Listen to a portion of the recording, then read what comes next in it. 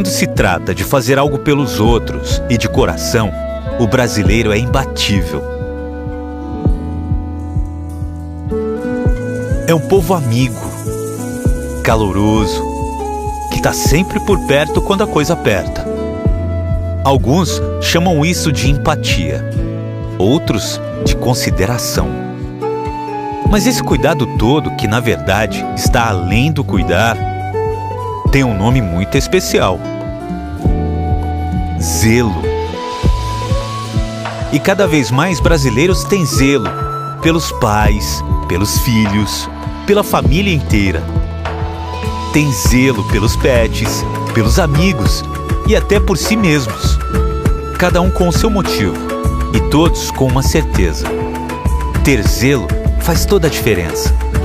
É poder contar com milhares de benefícios e com suporte completo ao longo da vida inteira, no país todo, a qualquer momento.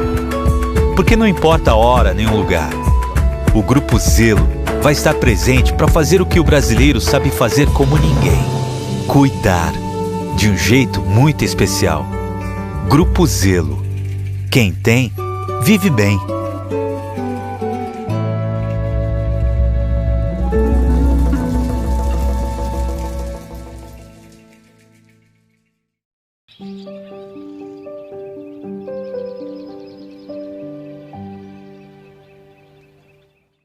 Olá, pessoal! Estamos aqui mais uma vez com o podcast do Coach. Muito felizes em ter vocês aqui com a gente em mais um programa. Hoje nós vamos falar de um assunto muito especial. Temos uma convidada muito maravilhosa que eu já vou apresentar. Mas antes de mais nada, eu queria agradecer você que está aqui e que tem nos acompanhado nesses podcasts, que a gente está fazendo aos poucos para trazer todas as informações de forma intensa, profunda, com assuntos muito relevantes. E só é possível esse podcast porque nós temos o apoio do Grupo Zelo, que tem, abraçado essa causa com tanta força. O Grupo Zelo, ele entrou na nossa vida em 2017, quando a gente percebeu que existia uma lacuna ali, da morte até o funeral, o enterro, o velório, tudo aquilo ficava muito desassistido, as famílias sofriam ainda mais nesse processo. Foi então que o Grupo Zelo entrou de forma muito carinhosa, muito gentil, e começou a fazer esses acolhimentos de forma humanizada e respeitosa. Essa parceria nasceu espontaneamente, mas foi uma parceria de peso, porque quando eles entram para fazer esses ajustes, a gente percebe que dali nós teríamos mais chances de acolher essas famílias adequadamente. Então, é um grupo forte aqui em Minas Gerais, mas que está em 14 estados, e também no Distrito Federal. Tem crescido muito. Então, muito obrigada, Grupo Zelo, por estar aqui com a gente, nos acompanhando nesse processo e cuidando dessas famílias com tanta dignidade. Então, vou apresentar a nossa convidada agora, que foi minha professora. Nem vou contar a data, viu, gente? Mas eu posso dizer que ainda foi na década de 90. O nome dela é Gláucia Tavares, psicóloga clínica, especialista em luto, mestre na saúde da mulher, pela UFMG. Tem 2 livros que eu vou deixar ela contar. E um caminho lindo, uma trajetória maravilhosa. Eu escutei falar de luto ainda na sala de aula, mas não porque a gente estava estudando sobre o assunto, mas porque ela havia vivido uma perda, e eu me lembro exatamente como se fosse hoje do olhar dela na sala de aula, segurando aquela sala cheia. Na época a gente devia ter uns 40, 50 alunos na sala, e eu lembro ela ali, em pé, vivendo toda a dor dela, mas olhando, eu vou até emocionar, para a gente assim, com firmeza. Gláucia, é um prazer ter você aqui. É de emocionar mesmo, é de arrepiar e retomar aí esse tempo. Primeiro, essa é uma marca, né, Dani? Gosto de brincar com as palavrinhas. E sempre digo que nós temos 2 atitudes. Podemos zelar, e ao Grupo Zelo, mas a gente pode lesar, né? Adorei o trocadilho. E a proposta é que a gente, de fato, zele. E quando você relata e relembra esse tema, eu costumo dizer que ali, de fato, há 25 anos, nós introduzimos uma mudança paradigmática, especialmente na vida do psicoterapeuta, né, para compreender a ciência, a objetividade, a neutralidade. E, de fato, ter havido a perda da minha filha, né, filha que estava também, tinha acabado de entrar para a universidade, que estava ali, a primeira turma de jornalismo, e a gente acompanhando, e a alegria de irmos juntas, eu dando aula e ela aluna, né? E isso durou, então, de fevereiro até abril. Né? Foi muito pouco tempo nessa história, e essa retomada ao trabalho, eu acho que é curioso isso, porque ainda hoje, a licença pela perda, tanto da descendência quanto da ascendência, do ponto de vista trabalhista, são 3 dias e chama licença de nojo. Né? Chama. É o nome técnico para o afastamento desses 3 dias, e ao final de 3 dias você já está apta, né, para retomar a atividade e entregar. Né? Felizmente, a acolhida em sala de aula e essa história onde, de fato, o que eu estava vivendo era intenso para fazer de conta que não tinha problema. Né? E fui aprendendo, Dani, de perceber que muito mais do que na psicologia, que a gente tanto valida a questão da subjetividade, e uma subjetividade muitas vezes sem objetividade, que a gente trabalha intersubjetividades. E fui entendendo que poder digerir, compartilhar, estar ali inteira, não era desviar da minha função pedagógica, didática, mas poder também ser um modelo, ser uma inspiração, para dizer que ninguém está imune às vicissitudes e às questões da vida. Né? E naquele momento, de fato, eu representava ali. Né? Representava não só em sala de aula, como também nos atendimentos clínicos, porque houve, naturalmente, ali um afastamento meu dos atendimentos às pessoas, eu como terapeuta de família. Quanto tempo você ficou afastado? Uma semana. Uma semana. Quando a minha secretária primeiro comunicou o afastamento e comunicou o motivo do afastamento, e uma semana depois ela comunicou o meu retorno, foi algo também muito peculiar, porque muitas pessoas naquele momento não se sentiram à vontade para retornar. Porque não sabiam como lidar com a sua dor. Exato. Olha exato. Que interessante. E outras diziam, se ela está dizendo, e eu de novo me emociono, arrepio, está dizendo que está em condições, pode marcar. Então não foi uma volta como se nada tivesse acontecido. Claro que muitas coisas mudaram. Né? Mas de onde você arrumou força para voltar? Você sentiu que o trabalho ia te impulsionar? Eu acredito que sim, essa era a história, né? E assim, não era negar, óbvio que eu não estava negando, mas estava compondo a minha vida dentro do que me compia, né? E aí, passados hoje, quando você se lembra, né, de sala de aula, esse ano eu completei 46 anos de formado. 46. Né? 46. Formou com 12, tá, gente? Escuto muitas vezes de pessoas, nossa, Glaucia, os advérbios são muito interessantes. Trabalha ainda, né? E escuto colegas dizendo, nossa, graças a Deus eu já parei, eu já aposentei. E eu fico escutando e dizendo, graças a Deus para as pessoas que eu se atendia, porque se está tão aliviado de ter parado, realmente não devia, estava graças a Deus. Né? E percebo, e foi uma constatação, que, de fato, esse trabalho ele também me compõe. Ele também me recarrega. Não era algo, e era algo que, de fato, abriu essa questão do trabalho com os lutos, mas eu já tinha atendido na clínica outras pessoas, e evidentemente que as perdas nos compõem em perdas diversas. Né? E o que, naquele momento, Dani, para mim, passou a ser um fio condutor, era coerência. Aquilo que eu me orientava para acompanhar pessoas, e daquela fonte que eu bebi, eu também bebi para mim. E ia percebendo isso. A história não é afastar a dor, mas, pelo contrário, é acolher a dor, é integrar essa dor e ir dimensionando. E aí foi muito interessante, porque, de fato, o retorno à atividade didática foi integral. Eu tinha que voltar e eu tinha atividades, eu tinha coisas a prestar, né? Eu tinha uma ligação trabalhista, né? No trabalho, na clínica, o fato realmente de ter sido um retorno gradual, não definido por mim, mas pelas próprias pessoas, também me organizou. E muito curioso, e uso como metáfora, porque eu atendendo várias famílias daquele momento.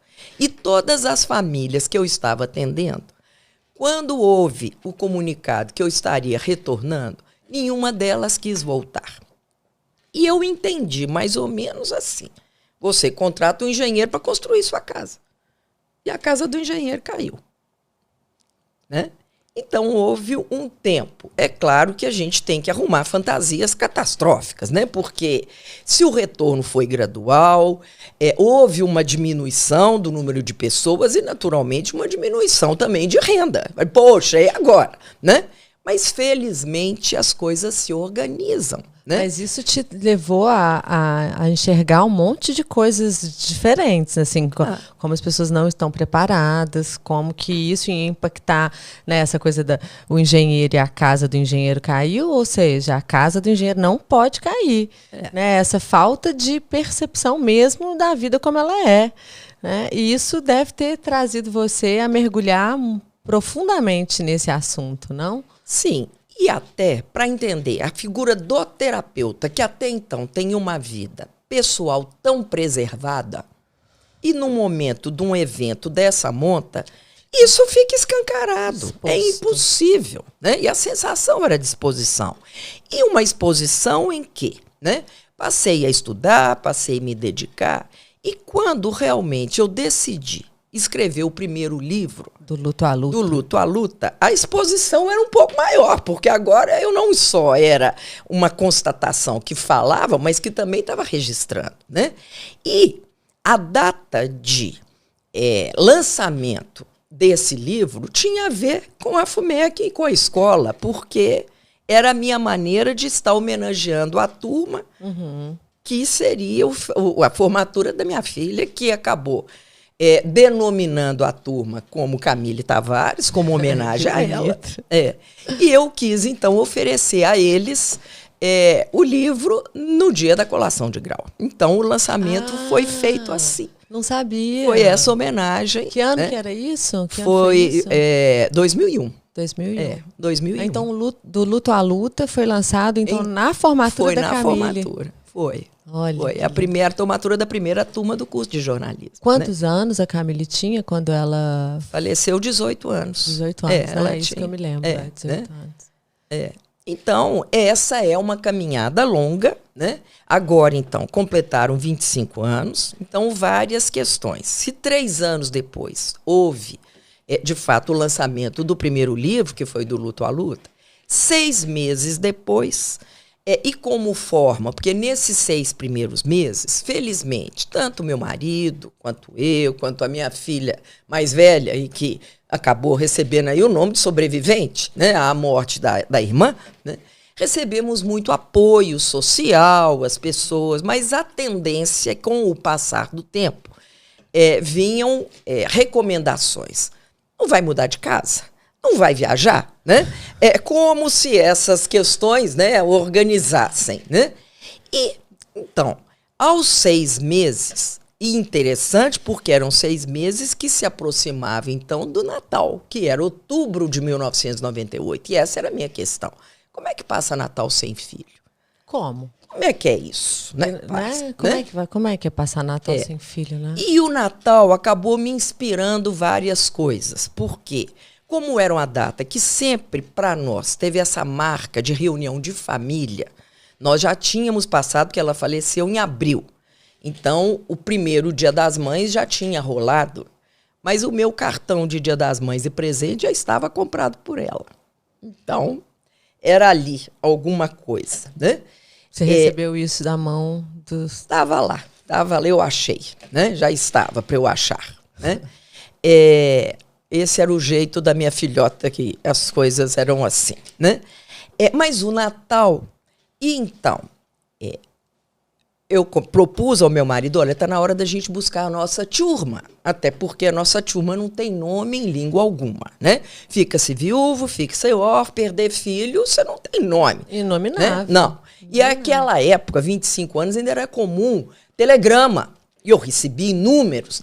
Não tem dor maior do que essa. Então, ali você está cravado, crava mais um pouco, né? Bom, e a história, então, do outubro e dos natais. E aí foi muito interessante, Dani, porque se eram reuniões que eu estava antecipando o Natal, porque foram várias, eu comecei a chamar de reuniões pré-natais. E se eram reuniões pré-natais, nós estávamos grávidos do quê? Do espírito crístico. Oh, que lindo. E eu fui tomando antipatia de Papai Noel. E fui entendendo, né, as deturpações e fui ficando muito ligada à Sagrada Família e ao presépio. E meu marido, como neonatologista, eu me dei conta que na nossa casa não tinha um menino Jesus. Falei, como? Né? Então foram algumas mudanças. E isso não só nos encaminhou para fazermos reuniões pré-natais com a família, com os amigos, com os colegas da Camille, que estavam todos impactados. E todos impactados, e assim, você teve que, né, acolher esse bando, porque são jovens, né? Claro. Início da juventude ali, uma juventude madura. Mas não só tive que acolher, como eles também. Então era um encontro em que a gente se reabastecia e foi muito emocionante, especialmente os colegas dela, que uma das colegas estava noiva de um alemão que não falava nada de português. E ele foi, participou, e a gente chorou junto, a gente riu junto, a gente se lembrou, a reunião foi inteira. Uhum. Ao final, esse alemão me deu um abraço, que foi um dos toques e uma das formas, né? E somos seres de linguagem que ele recebeu, e eu também, né? Bom, além desses encontros sociais, também organizamos e falamos, vamos achar a nossa turma. E a nossa turma, então, são pais enlutados. Pais enlutados. Então, convocamos em outubro de 1998 a primeira reunião de pais enlutados. E éramos 12. Dos 12, 5 eram da minha família, entre tios e primos. Falei, gente, isso é maldição? Isso é praga? Que coisa, né? E é incrível isso, né, Dani? Porque é só a gente estar ligado a um tema que ele aparece. Né? É porque isso é imã, né? As pessoas se... Desses 12, nós éramos, meu marido e eu, os que tinham menos tempo, eram 6 meses. Tinham outros de anos, né? E eles se dispuseram a aceitar o convite. E especialmente do meu marido, eu recebi 4 palavrinhas que são inesquecíveis. Que ele disse, olha, eu não sei onde isso vai dar, mas eu estou com você. Que né? Vocês têm uma relação muito bonita, felizmente, né? Esse casamento ali, que você deu há quanto tempo de casado? 50. Vou fazer ano que vem 50 anos. Temos 55 de namoro. Então, gosto de namorar. Pra você ver, né? assim, E eu vejo vocês sempre juntos, assim, vocês são muito companheiros, né?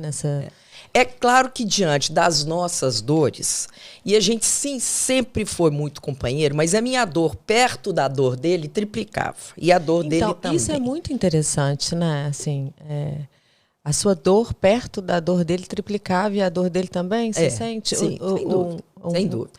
E a gente ali, então, de cara pela primeira vez, nós nos sentimos incompetentes para nós dois nos ampararmos, né? Isso foi 21 de abril de 1998, ano de Copa do Mundo. E o Brasil em festa. Falei, gente, não vai dar conta da gente ficar sozinho. E foi muito, porque realmente ali naquele momento não, né? E as nossas famílias se organizaram para a gente assistir jogos juntos, como forma de amparo. Tanto ele quanto eu somos caçulas nas nossas famílias e sempre fomos os apoios. Naquele momento, as nossas famílias também se abriram para aprender a nos receber. E um dos apoios fantásticos foi da sobrinha neta do meu marido, filho dos padrinhos da Camille, minha filha que faleceu. Que tinha mais ou menos a mesma idade? Não, 2 anos e meio essa criatura. Esta criatura, com 2 anos e meio, eu estava na casa dela, na casa dos pais, assistindo o jogo. Quando nós saímos, ela chegou até a varanda e assim, tia, você tá triste? Né? Como diz Guimarães Rosa, eu não falei palavra, mas, né? É. Ela falou, peraí. Perei aí. Ela foi lá dentro, eu estava já na portaria do prédio, eu estava, segundo andar, mais ou menos, baixinho. Ela foi lá dentro, daí a pouco ela volta, com uma necessaire. E assim, tia, 2 anos e meio. Impressionante. Leva isso com você. Quando o seu coração não estiver doendo, você me devolve. Ô, Dani, dentro disso tinha uma necessaire.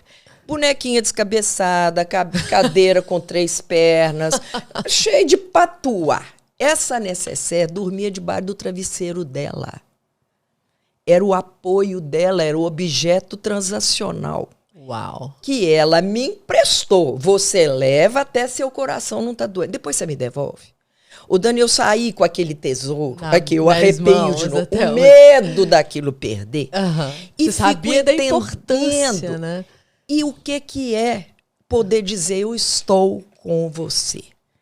Né? Eu não fiquei ali lamentando, provavelmente o brilho no olho não estava brilhando. Né?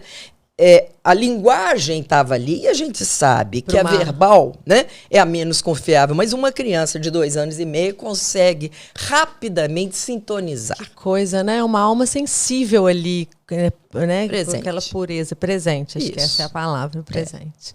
Né? E não só percebeu, quanto teve iniciativa de algo, e algo que eu acho que é sensacional, porque é poder se amparar sem se anular. Ela me ofereceu algo que para ela era de fato precioso. Dormia debaixo do travesseiro dela. Mas ela me colocou uma condição, você vai me devolver. Ou seja, teu coração vai parar de doer em algum momento. Você trata de não me deixar desresguardado. Né? Então, acho que isso é algo que é muito bonito da gente entender. E aí, quando a gente se referiu lá às famílias que eu estava atendendo, que não de pronto não retornaram, porque muitas vezes a gente desaprende a ser simples e a tocar com aquilo que a gente sente, o sentimento do outro. Sim. Sem que a gente se anule.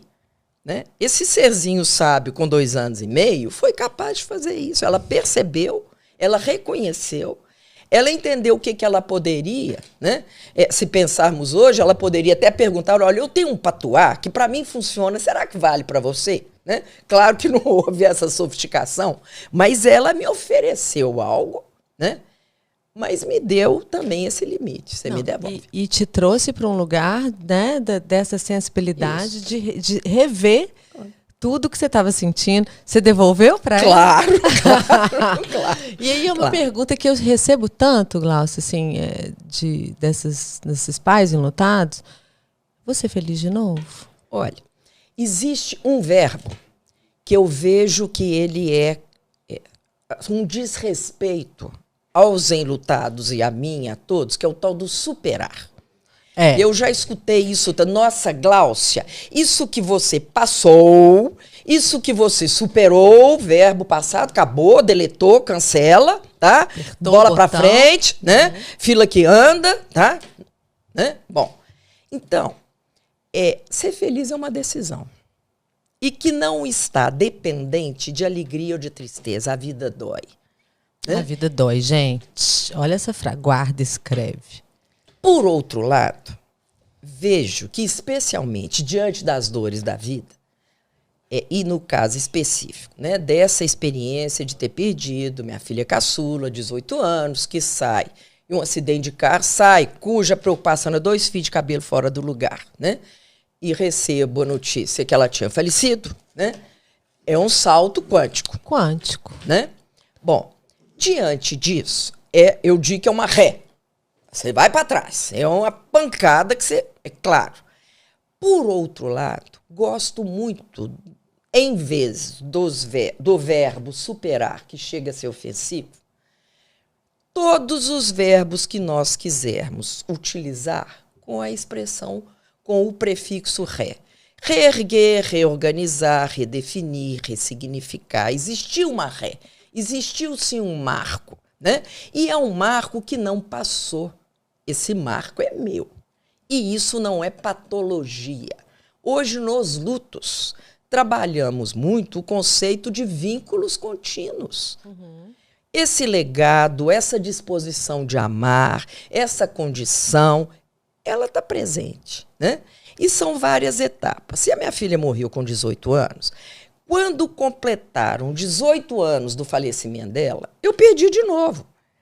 Porque até então eu ainda tinha mais convívio do que a distância, né? Agora são 25 anos, né? São outras histórias. No meio disso nasce a minha neta, que hoje tem 13, e que é apresentada a uma tia que não viu, não conheceu, mas que ela diz. E que vive essa tia, essa, né? História. E ela fala, ô vó, isso ela pequenininha, ela dizia. Será que o Deus sabe que eu tenho saudade da tia Cacá? Né? Vou até chorar. Pode chorar. Porque é bonito isso, né? É bonito isso. Então, acho que a tia Cacá nos trouxe. Antes de descer, né? Possivelmente ela... Como é que ela chama, a sua neta? Bárbara. A Bárbara conheceu a Camila lá. Pois é, né? Como é que foi esse encontro? O fato é que o tema morte e o tema luto é o que nos compõe e que não acabou. E vejo que isso, até para ela, Bárbara, é um aprendizado, sim, né? Evidentemente que, como avó, eu já havia pedido autorização à minha filha para levá-la nos rituais fúnebres, que eu dizia, olha, se não levar antes, é possível que o primeiro seja o meu. E é possível que seja mais traumático. É preferível conhecer, né? Demoramos 12 anos para ter essa autorização. Mas isso é lindo, porque isso até é bom para quem vai assistir, né? Porque as pessoas acham que é evitação, né? Esconder, não falar, muitas vezes alivia, preserva, mas isso não é verdade. Não. Que a morte, ela está no nosso contexto. E muitas vezes o que acontece é que a criança, de fato, ela é exposta, de modo geral, à morte dos avós.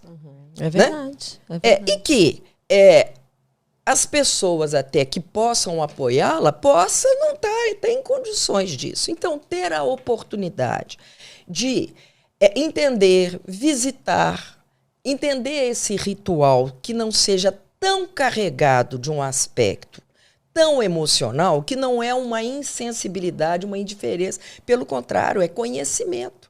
E é conhecimento que esse é um destino. E aí, de novo, é minha neta me perguntando, então, em algum momento, ô vó, mas você vai morrer? Vou. Ô vó, mas por que você vai morrer? Ué, Bárbara, porque eu nasci. Foram 2 dias de reflexão. Depois de 2 dias ela veio. E aí eu acho isso fantástico. Porque o advérbio mudou. Porque até então a gente escuta ainda, né, Dani? As pessoas dizem, não, assim, se por acaso algum dia eu morresse. Né? Remotamente, pode ser que algum dia. Remotamente, quem ela, sabe? com 2 dias, chegou, vó, quando vou morrer, você mora comigo? E aí eu brinco, eu tenho um combinado com o vô que quem vai morrer primeiro sou eu. Então você arruma com ele, né, essa combinação. E aí é claro que, né? Mas a questão é quando. Né? A questão é quando. E dentro disso, digo que isso não é morbidez. Isso é lucidez. Ótima fala. É isso mesmo. Entender a nossa finitude é qualificar a vida. Porque não resta dúvida, Dani, que as pessoas que têm mais aversão, não fala disso, coisa horrorosa, muda de assunto, o que é isso? Quem tem mais aversão a falar de dor, de morte, de luto, é uma boa bandeira que está vivendo muito mal. Está vivendo muito adiando. E digo nesse sentido que na vida, quem não sabe fazer luto, vive muito mal. Porque lutos, eles são diversos. Eu tive a ousadia de escrever um capítulo no livro que a Karina Fukimutsu, uma querida amiga, o livro chama Revés de um Parto, que ela convida 10 mães que perderam filhos. Esse livro foi lançado ano passado. Esse livro é maravilhoso. E eu escrevo nele. E venho ousando a dizer, primeiro, luto não é rompimento de vínculo. Os vínculos são contínuos, não rompe, ele transforma, né? Temos aí o simbólico, tem essas coisas todas. Segundo, no nosso processo diário de vida, todas as vezes que a gente faz escolha, nós abrimos mão de algo para priorizar algo. O nome técnico disso é luto. Existem escolhas que são simplérrimas de fazer, outras nem tanto, né? Se você me disser, olha, Glaucia, nós estamos aqui conversando porque a gente hoje não tinha nada para fazer na vida, então a gente resolveu marcar aqui esse encontro porque você estava à toa, eu estava à toa, né? Nós não abrimos mão de nada para estar aqui, né? Eu vou dizer para você, nossa, Dani, mas que miséria existencial, né? Só tinha essa opção, né? Qualquer coisa que é uma opção só é miséria. É miséria, né? É verdade. Por outro lado, esta negociação, esse caminho de ponderar, esse caminho de avaliar o que eu priorizo e o que eu renuncio, e essa é a consigna da nossa rede AP. Conta da Rede AP. Então, agora eu entendi como que ela surgiu. Foi uma coisa, né? Começou ali, meio familiar. Foram momentos diferentes, né? E a Rede AP, então, exclusiva aí disso, os 12 casais, 5 da família, né? Mas a proposta realmente era reunir enlutados. E que nome? Já que a gente, quem perde filho não tem essa conotação, né? E voltando da FUMEC, um dia vieram as 3 letrinhas. AP. Apoio a perda irreparável, né? E aí ficou o AP 25 anos. Esse AP sugere apicultura, sugere o trabalho de uma colmeia. Colmeia virou um anagrama, que é a comunidade organizada levantando meios de expressar e inspirar alegria. Que bonito isso, Glaucia. Como poder... E aí, quando você me pergunta, você é feliz? E eu digo, olha, alegria e tristeza nunca foram dissociadas. A alegria real, ela tem o tempero da tristeza, como a tristeza tem. Uma alegria sem tristeza, na verdade, ela é muito mais para mania. E uma tristeza sem alegria, ela é muito mais para depressão. Mas a alegria e tristeza que se complementam, ela é possível. E é possível, sim, no decorrer desse caminho, entender que pode ter gratidão. Claro que gostaríamos que o tempo fosse maior, mas foi o possível. Gratidão por esse período e por essa experiência e por todos os desdobramentos que isso trouxe, né? Então, o AP surgiu dessa maneira. AP, então, apicultura, a imagem da vida como uma abelha que nos aferroa, mas também tem o mel. E que traz vida e que povo, né? E que é a abelha que faz tudo, quase tudo. Né? Temos aí as funções da abelha e do mel. E o mel, o que é? É o movimento de elaboração de lutos. Uau. É o nosso mel. Né? E a partir daí fomos desdobrando. Até que, né? Iniciamos, então, na minha casa, Belo Horizonte, pais, exclusivamente pais que perderam filhos. No decorrer dessa jornada de 25 anos, existem viúvos, existem pessoas que perderam entes queridos e antes já da pandemia, já existiam profissionais de saúde que sim lutavam, porque perderam pessoas que eles também estavam acompanhando, né? No nosso segundo livro, que é o E a Vida Continua, o meu marido cunhou a expressão, ele como médico, neonatologista, e que também brincava muitas vezes que ele recebia o filho e entregava para a mãe. Então, ele que entrega, ele que cuida, né? E que existem crianças que falecem. E ele cunhou, então, o conceito de luto paralelo, que é o luto do profissional de saúde, né? Que, de novo, não é algo que é neutro. Ele também fica tocado, né? Sim, sim. E tivemos, então, antes da pandemia, já recebendo profissionais de saúde, e que com a pandemia isso expandiu. Então, a Rede AP, ela também começou, então, Belo Horizonte, depois outras unidades. Hoje temos várias unidades em Minas, fora do Brasil, né? E na pandemia, fizemos, então, por 3 anos, reuniões online. Esse ano, 2023, retomamos reuniões presenciais e mantemos hoje uma unidade exclusivamente online, favorecendo pessoas até de fora do Brasil que possam participar. Viram, gente? E como é que as pessoas acham a Redeap? Existe o nosso site, que é o www.redeap.org.br, né? Existe o Instagram, existe o Face, né? Isso aí também a gente Redeap, né? E a gente tenta colocar isso na descrição, né? E como as coisas vão movimentando, né? Então hoje, e esse é um conceito até de família muito interessante, porque ele não se reduz à consanguinidade. Então, não recebemos só pessoas que perderam entes queridos por consanguinidades, mas por afinidade, não só profissionais, como amigos e tudo mais, né? E não fazemos distinção do tipo de perda, né? Desde as perdas perinatais, desde as perdas por suicídio, as perdas enlutados por morte de entes queridos. Já fomos solicitados a receber enlutados por perda de pets, que é uma perda significativa, mas que ali é a única restrição que a gente faz ao grupo de receber enlutados por pet, não por desqualificar a dor deles, mas por não constranger os outros que começam a querer estabelecer e comparar que dor que perdeu um cachorro nem compara com a dor de quem perdeu o filho. Vira um problema, né? Então achamos mais adequado não haver, então, mas o que não quer dizer, né? E fomos, especialmente um médico amigo, ele ligou uma ocasião, querendo indicar uma pessoa, eu vi que ele estava constrangido e ao final era isso, era um gato que tinha morrido. O gato era a família da pessoa. Era a família da pessoa. Entendeu? Então, não há discussão dessa dor, mas achamos mais adequados não incluir.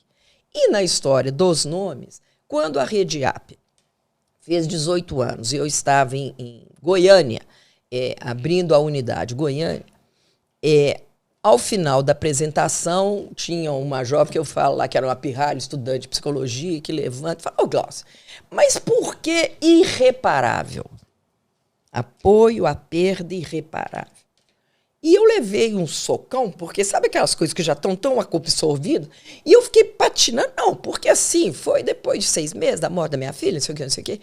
E na época o evento estava sendo filmado por um técnico. E ao estilo nosso mineiro, ele estava com a câmera, ele arredou a câmera, ele falou, é muito simples, é só pôr entre parênteses. E o nosso nome mudou. Apoio à perda irreparável. Então, é um processo, é um caminho de reparação, de ressignificação, de relacionamento, de reorganização para algo que não termina, não acaba. Isso, né? é muito importante dizer. Não termina e não acaba. O que não queira dizer que seja uma condenação a sofrimento desmedido. É um renascimento, né? Dor é da vida, a vida dói. A vida mas dói. ela também, e de uma maneira complementar, e complementar à dor, é bem-estar. Onde é que a gente pode buscar bem-estar na dor? Se nós estamos aqui assentadas, é bom que o nosso corpo nos dê um sinalzinho de algum incômodo postural para a gente fazer correção.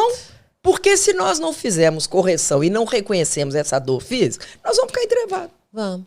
Entendeu? Então, a dor ela é um sinal vital. Não é para a gente brigar com ela, não. Acolhe, reconhece, entende e busca caminhos de bem-estar, né? E eu gosto muito do conceito da Cissy Saunders, quando ela traz a ideia da dor total, porque ela não é só física, ela não é só emocional, ela é espiritual, ela é social, ela é nossa. Ela é nossa. Ela é inteira, ela é por inteiro, né? E aí, então, essa é a nossa Redeap, então, atualizada, né? Com 25 anos, um quarto de século, né?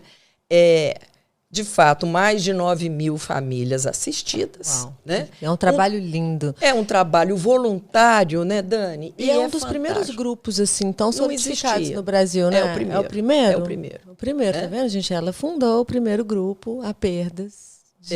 Hoje existem muitas opções, várias opções, mas foi o primeiro. Né?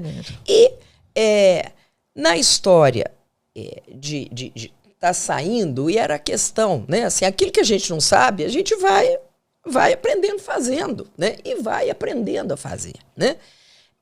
Então, o fato realmente de existir a minha formação como psicóloga favoreceu esse convívio com receber as pessoas e fazer reuniões em grupo, sim, né? Mas isso não é uma condição, né? E por muito tempo foi até definido, né? E aí a gente conversando, e você pensou aí até da ABM Luto, né? Que é uma associação que eu sou afiliada e tenho o prazer, né? Associação Brasileira Multiprofissional de Luto, né? E que durante o biênio 2021 e 2023 eu fui a diretora científica, em que combinamos com o nosso 3º congresso, que aconteceu em julho desse ano, né, no Rio de Janeiro, que foi um evento muito bacana, com mais de 500 pessoas. Eu estive presente. Né? Então, assim, foi uma mobilização e a gente brincava que a gente, com Congresso de Luto, nós temos que fazer luto, porque eram várias atividades simultâneas e tínhamos que fazer escolha o tempo inteiro, porque ninguém podia estar em todas o tempo inteiro, né? E terminada essa gestão, brinco muito e tenho honra de que a minha substituta na direção científica agora da ABM Luto é a professora Maria Helena Pereira Franco. Falei, uau! Fiquei bem, né? Que é uma referência naturalmente. Vocês duas, né, Glaucia? Vocês duas fazem um trabalho impressionante. A nível Brasil, assim, eu acho que vocês têm construído um caminho maravilhoso, de muita possibilidade. Eu estive agora nesse congresso em julho e eu fiquei impressionada com a riqueza de detalhes, com a quantidade de... Né? Foi realmente aprofundamento. Quantas salas, muitas salas, várias atividades simultâneas. Foi muito rico. Impressionante. Né? E então, né, a ABM ela se mantém e como fizemos de 2021 em 2023 de reuniões mensais, reuniões gratuitas, abertas, que são colocadas, né, pelo site da ABM Luto, as pessoas se inscrevem e têm a oportunidade realmente de participar de conversas e discussões muito legais, né? Então encerramos agora 2023, Lelê já assumiu aí essa coordenação científica e nesse período então, né, de 23 a 25 ela responderá, né, e eu me mantenho então na diretoria. Mas a coordenação científica, então, é dela, que é uma pessoa, de fato, de renome, não de reconhecimento, não só nacional, como internacional. Né? Então, é muito legal perceber aí esse trabalho. Ela viveu algum luto? Teve perdas pessoais. Aí. Teve. Porque, assim, eu estou aqui pensando, né? É claro que eu costumo dizer que muitas vezes o nosso buraco vira nossa missão, né? Claro. E a partir da perda de Camille, tudo mudou na sua vida e eu acredito que você começou um trabalho muito significativo no Brasil. Então, olha como as perdas elas mudam a nossa direção, como elas trazem essa missão. E você agarrou isso e transformou, de alguma forma, a sua dor numa companheira maravilhosa e apoia tantas outras pessoas. Eu fico imaginando, assim, porque quando a gente está ali na lida com muitas outras famílias, eu, por exemplo, quando eu faço os meus grupos, eu me abasteço ali, né? Eu me refaço nos meus atendimentos. É uma troca realmente muito bonita. Então, eu imagino que nessa lida com outras famílias, isso deve ter te dado muita força vital. Força vital para caminhar, né? Você vai colhendo quantas pessoas passaram por você. E eu imagino que nessa construção foi o que foi te dando fôlego para ir além e além e além. Então, são 25 anos que a Camille morreu, mas 25 anos de um trabalho tão maravilhoso. Então, é o que ela falou, né? Não tem alegria sem um bocado de tristeza, nem tristeza sem um bocado de alegria. Você transformou essas duas coisas num projeto. E nisso, quando eu digo da gratidão, né? A gratidão pelo convívio e a gratidão pelos desdobramentos. Eu me lembro que, em ocasião, eu estava indo para uma reunião e cheia de coisa, carregando um monte de coisa, virei para meu marido e falei assim, estou feliz. Eu quase que bati a mão na minha boca e falei, claro, que eu daria tudo para essa reunião não existir. Óbvio. Mas ela Claro, existe. mas ela existe. Ela existe. É a realidade na sua esse frente. é o real, né? Isso está posto. Agora, diante disso, de fato, não é o fato, mas o que a gente faz com ele? Isso é uma escolha. E aí, quando falamos, né? E você pergunta, você é feliz, né? E eu falo da felicidade não como uma escolha. É uma escolha que ela não depende das condições externas, porque elas vêm à nossa revelia. E entendo que realmente, como humanos, sou profissional, trabalho e tudo mais, mas isso realmente não blinda de termos vulnerabilidades, né? Benembral abriu esse portal das vulnerabilidades e falo disso. Vulnerabilidades compartilhadas, nem para dizer, e muitas vezes escuto, né, Dani, pessoas, você sabe, né, isso que você passou, você sabe o que eu estou passando? Não sei. Cada um sabe da sua experiência. Agora, fico menos aflita para estar com. E eu gosto muito do estar com. Ao lado. Não é à frente, nem atrás, ao lado. E ao lado, vamos construindo. Vamos integrando, vamos tecendo com muito cuidado. Essa colcha, né? A colcha, né? É tecer. Né? Eu gosto muito da imagem da tessitura, da rede app, né? De conexões, né? De ligar de fato. A grande questão que eu sempre falo e usei, né? O nosso poeta Carlos Drummond de Andrade, no primeiro livro, quando ele fala que ausência não é falta, né? Então, que a gente reconheça essa presença da ausência e essa ausência presente, que qualifique dentro disso avaliar como que a gente pode aprender a organizar, a saber pedir apoio, a reconhecer os nossos próprios apoios, porque tem dor sim, é claro que dor e não acabou, né? Não acaba. Não acaba. É só um caminho mesmo, né? É só um caminho. E nessa caminhada, você olha para trás assim, e percebe tudo que você viveu, tudo que você plantou e olha para esse presente muito solidificado, né, de muita construção. E você falou uma frase para mim antes da gente começar, né, que a dor é aquela que a gente sente. E eu acho que eu vou carregar essa frase agora, porque é isso, assim, é aquilo que eu estou sentindo agora, essa dor é desse tamanho e é isso que eu tenho para viver. A gente agora vai passar por vários momentos de festas, né? Final de ano, essa coisa toda que quinta-feira, não vou pôr data porque eu não sei quando vai ao ar, mas a gente vai fazer um trabalho, né, com os pais enlutados desse filho que muitos nem chegaram a conhecer. Eu vou pegar esse gancho também para lembrar da frase que você falou sobre acolher os profissionais, que muitas vezes eles estão ali de frente para uma dor que também é deles, claro, né, num lugar de receber aquelas famílias. O seu marido mesmo faz esse trabalho, ele entrega o filho, né, e dizer que assim, isso tudo é para trazer informação, porque quando a gente está ali diante dos pais, muitas vezes, que não chegaram a conhecer, eles ficam naquela culpa, naquela sensação de que não foram bem assistidos, que os profissionais podiam ter entregado. Então, esse trabalho é um manifesto, não é nem um ativismo, não. É um manifesto de acolhimento. Não só essas famílias, como também os profissionais. E eu percebo assim, que no seu caminho, por exemplo, instruir esses profissionais, assim como eu, né?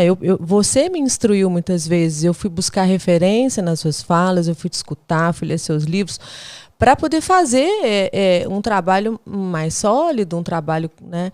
E eu fico pensando hoje em todos esses profissionais que estão aqui na área da saúde e que, principalmente no luto perinatal, que a gente sente que precisa ser em conjunto para a gente poder trazer isso para um lugar de mais humanização.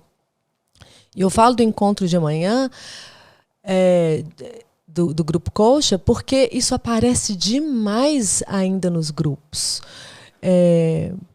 Esse buraco, né, da assistência a morte e a entrada no luto. Eu queria que você falasse um pouquinho disso, assim, como que a gente acolhe, como que a gente leva essas informações para os profissionais que estão ali na lida, num processo in loco, que vão dar a notícia, que vão fazer o parto, porque esse primeiro momento é muito importante. E aí, eu retomo lá o nosso encontro em sala de aula, Dani. Na formação do psicólogo não existia esse tema, não era falado, né? Com essa minha experiência, eu não estava dando aula do tema, mas eu estava trazendo uma experiência pessoal de uma situação e de uma passagem. E, a partir dali, algumas reflexões, né? Se a gente avalia, né, e nós, psi, estamos nesse território, nessa fronteira das ciências humanas e da saúde, de modo geral, os profissionais de saúde ainda são formados tendo a morte como inimiga, como fracasso, né? Eu tive a oportunidade, realmente, de fazer o mestrado aqui na UFMG, na Faculdade de Medicina, e lá, durante o meu mestrado, foi oferecida pela primeira vez, eu fiz, então, a primeira turma da disciplina Dor e Morte na graduação, né? Na pós-graduação. E foi um trabalho belíssimo, porque foi um trabalho do IEAT. IEAT é o Instituto de Estudos Transdisciplinares, né? E começo a entender realmente que o tema morte, não é à toa que o IEAT, que é um Instituto de Estudos Avançados Transdisciplinares, abraçou a disciplina Dor e Morte. Por quê? Porque quem é o responsável disciplinar por dor e morte? Qual é a profissão que é exclusiva, né? Eu brinco muitas vezes que são temas que são indisciplinados, porque não cabe numa formação profissional única. É verdade. Mas que não é tratado, não é falado, e muito pelo contrário, é temido, é colocado realmente como fracasso. Então, imagina na formação desses profissionais, quando essa morte surge, na hora de celebrar a vida que está chegando, e essa vida frustra, essas pessoas também, muitas vezes, vivem isso. E aí se protegem, muitas vezes, com uma indiferença, com uma blindagem. E não é à toa, a decorrência diz que é o burnout, que é exatamente essa história, ou a fadiga de compaixão. E nunca teve tanto, né? Não, né? Então, onde é que a gente pode começar realmente a sensibilizar, né? A partir dessas conversas, introduzir isso, né? Esse tema, assim como eu estou dizendo, né? E demorou 10 anos para a minha filha me autorizar a levar minha neta a um ritual fúnebre, porque, de modo geral, a gente exclui, a gente renega, a gente denega, né? Se você quiser saber, né, Dani, aonde está o necrotério de qualquer hospital, eu te desafio. Não acha? Eu te mostro onde que ele está. É só procurar a lixeira. Uau. Né? Chega no hospital, não fala em necrotério, não, porque não é assunto bom, mas pergunta, por favor, me leva na lixeira. Aí você vai achar do lado. Impressionante. Então, é claro que requer até por questões de higiene algumas questões, mas quando estamos trazendo essa humanização nos serviços funerários, quando estamos entendendo que isso não é um negócio apenas, é claro que tem aí uma empresa, mas tem uma forma de fazer. Sim, sim. Tem um jeito de acolher de pessoas que estão. Então, você percebe que é algo que vai, de novo, não é uma questão disciplinar, mas é um tema que merece que seja refletido, conversado, né? Existe um dispositivo que nasceu em Londres, que é um berço significativo, Colin Park está ali, né? Não sim, só sim. Né, dos lutos, como dos cuidados paliativos e tal, e nasceu ali. Um dispositivo que era um baralho, e esse baralho, então, foi trazido ao Brasil e foi adequado às nossas condições e se chama Cartas na Mesa. Sim. E eu amo esse instrumento e costumo brincar muitas vezes que é algo que poderia tanto ser conversado para domingo depois do doce, depois da sobremesa, põe as cartas na mesa, eu acho que o nome já é legal, né? Não no sentido realmente de ser um terror, mas é algo que de fato é nosso. Isso nos compõe, né? É entender hoje a grande parte dos profissionais de saúde que nem sabe o que é DAV. Não tem noção do que é isso, né? E aí, o que eu posso também dizer, né?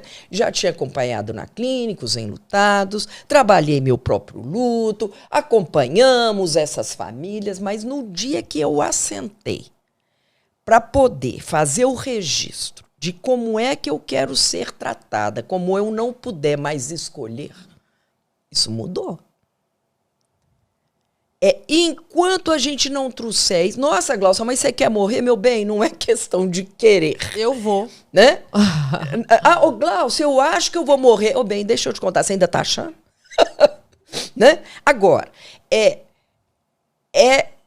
nascemos para isso. Nascemos para isso. Quando você vai morrer, vovó? É uma Por que você vai morrer, isso, vovó? Né? Porque eu nasci. Nascemos para isso. Agora, uma vez que essa condição é dada inegociável, eu posso sim trabalhar e fazer escolhas lúcidas enquanto eu puder escolher. Então, eu trago isso como reflexão, porque se a gente se esse tema não é refletido, trabalhado, se é colocado à parte da vida e nem toca, como que eu vou procurar e oferecer assistência? Sim, sim. Palavra que eu te disse e que de fato me sustenta, não somos perfeitos. Nas minhas orações diárias, eu rezo muito, para eu ser muito criativo, para eu errar um erro novo cada dia. Se eu conseguir errar um erro novo cada dia e aprender com ele, de preferência, tá olha, crescendo ficou bastante. De bom tamanho. Tá né? evoluindo. Agora, já que não sou perfeita e adorei não ser perfeita, porque nem é que eu não adorei, é minha condição, olha, não sou nem perfeita e sou finita, sou mortal, tá bom? Eu, você e qualquer um que tiver um bocadinho de juízo para entender isso. Podemos ser coerentes. Podemos ser coerentes. E nessa coerência, é coerência com você, com os seus valores, com as suas posições e com a qualidade de relacionamento e de assistência que você oferece. Se isso ainda é um terror para você, como é que você vai ter tranquilidade para receber? Como que vai atuar nessa área? Não tem como. Não. Então, assim, mas às vezes os profissionais nem sabem disso. Então, é um desafio mesmo. Por isso que a gente tem falado tanto e eu sinto que você está nesse caminho também instruindo tantos, né? Essa coisa da ABM, tantas pessoas se interessando. Eu acho que eu nunca vi o luto com né, nesse caminho tão abrangente. A gente está vendo que está tomando proporções, né, grandes, e a gente espera que com esse podcast você, que é profissional da área da saúde, também se informe, que é um dos nossos objetivos aqui. Não é instruir apenas as famílias, mas que os profissionais também escutem e cheguem até eles. Infelizmente, tudo que dá para rir dá para chorar. Tudo que dá para rir dá para chorar. Não tem dúvida que 2020 foi um marco, pandemia. A palavra mais dita, segundo o Big Data, em 2020 foi luto. E hoje, de fato, eu acho que o tema merece, vale, mas tem aberrações. Infelizmente. Vem surgindo especialistas em luto e fazendo muita bobagem. Então, os extremos da polarização, né? Não fala isso. nada e fala qualquer coisa. E virou um mercado, porque isso acaba traduzindo em mercado. Enquanto as pessoas se arvorarem, aventurarem para um tipo de prática dessa, porque é um mercado interessante, olha, perdeu o sentido. E isso está rolando, né? Tá cheio de especialista aí de fim de semana ou de qualquer coisa. Né? Então, não é um trabalho que ele tem, eu acho que nesse sentido, né? A Rediap, a ABM Luto, criamos também a MG Psicoassociadas, que é exatamente a psicoeducação em saúde, que eu acho que é a base, né? Enquanto isso não for digerido, trabalhado, esse não é um tema que ele é cognitivo só, que ele é sentimento só, mas ele é integrado. Nós precisamos de estudar. O estudo só é suficiente? Não. Né? Então é aquilo que eu vivo. Olha, é integrar. Não é um ou outro, é as um duas com coisas outro, lá. Né? E isso é um trabalho, é a experiência. Né? Gosto muito quando a Cono chama. Né? Então, o trabalho do luto e tal, ele se organiza com o tempo. tempo, experiência, quilometragem, caminho, sensibilidade, coerência, né? E caminhos por aí. Que lindo. Como que as pessoas te acham nas suas redes sociais? Como que elas compram seus livros? glauciatavares.psico é meu Instagram, meu Facebook. Tá, né? tudo lá. Tá tudo lá, tá bom? Então, eu vou te agradecer. Que bom que você cruzou meu caminho. Que você cruzou meu caminho lá em 1900. E que, desde então, né, eu sempre te achei uma pessoa inspiradora. Uma pessoa que, né, vocês viram uma aula o tempo inteiro. Cada palavra que você fala... A gente tem que trazer um caderninho para ir anotando as palavras. Mas é isso, um trabalho sólido, maravilhoso, inspirador. Eu te agradeço demais por ter tirado seu tempo, ter vindo aqui trazer uma palavra, né? Tenho certeza que vai tocar o coração de muitas pessoas. Muito obrigada, Glaucia. Priorizei estar aqui. Claro que eu renunciei, mas também priorizei porque vale. Que bom te ver. Que bom, Glaucia. Muito obrigada. Então, pessoal, compartilha, curte, manda para as pessoas que precisam ouvir. Né? Lembrando que a gente está aqui semanalmente, o podcast vai ao ar todas as quintas, 20 horas. E eu espero você para a gente trazer boas sementes, plantando essas sementes para que a gente possa, né, ter uma mudança aí em todos os aspectos relacionados ao luto. Obrigada.